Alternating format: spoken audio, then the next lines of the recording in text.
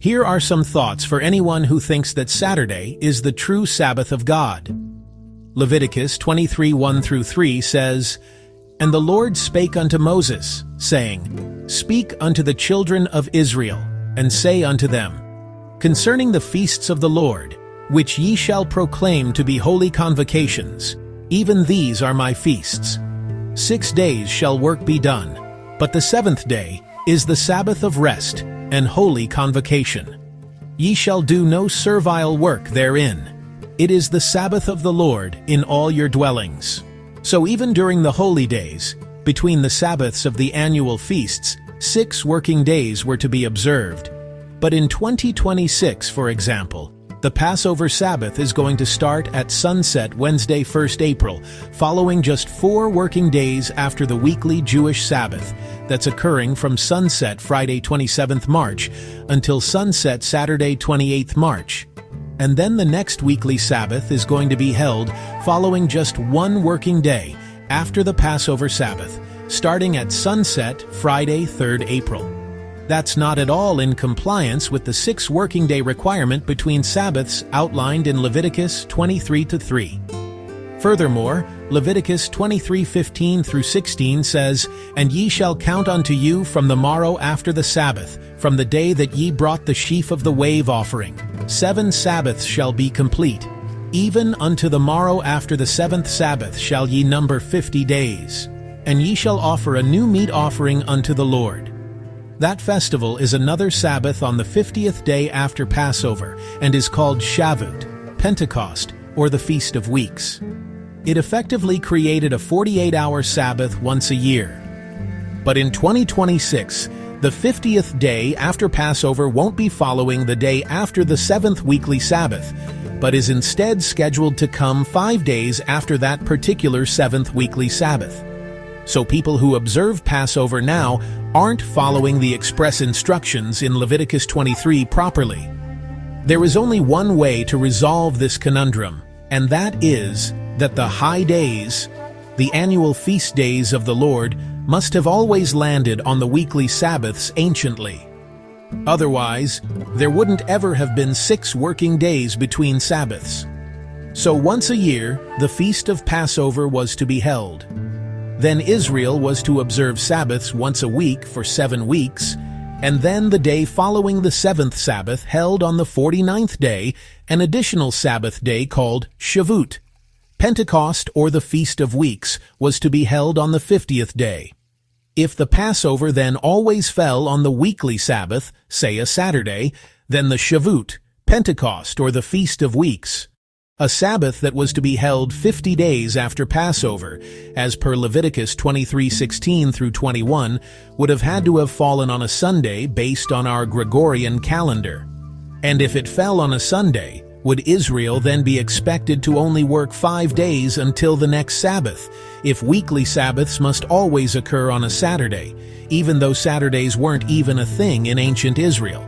Or would they be true to the law decreed in Leviticus 23:3, which would have Israel working 6 days again before honoring the next Sabbath on the 7th day, which would have been a Sunday based on our Gregorian calendar? The evidence suggests that based on the Gregorian calendar, the weekly Sabbath day would have advanced 1 day a week every year following Shavuot, Pentecost, or the Feast of Weeks.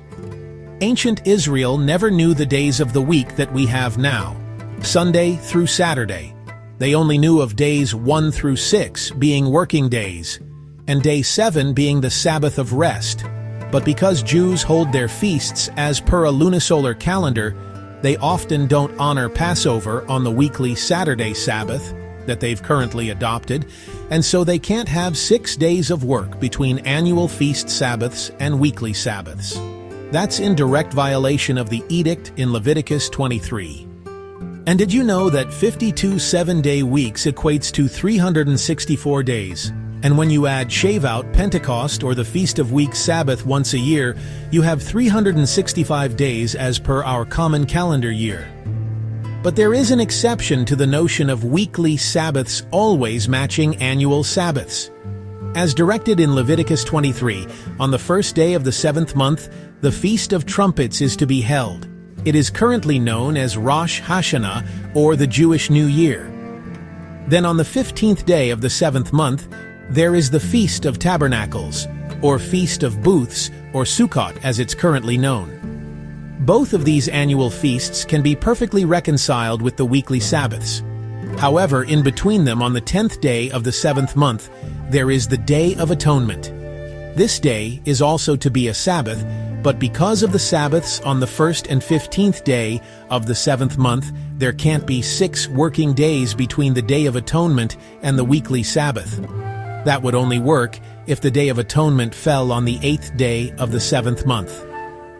This effectively amounts to there being a contradiction in Leviticus between the requirement for 6 working days to occur between Sabbaths found in Leviticus 23:3 and the Sabbath Day of Atonement happening just 5 days before the Sabbath day of the Feast of Tabernacles, or Feast of Booths, or Sukkot.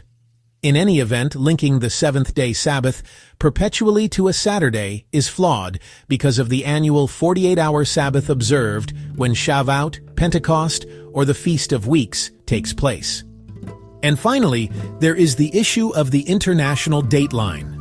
Russia and the USA are only 2.4 miles apart at their closest points.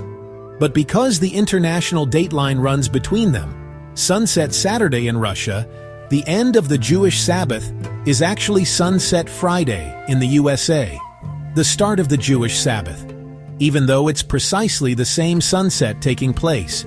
It's just a man-made reckoning of time that decides it's a Friday sunset in the USA and a Saturday sunset in Russia.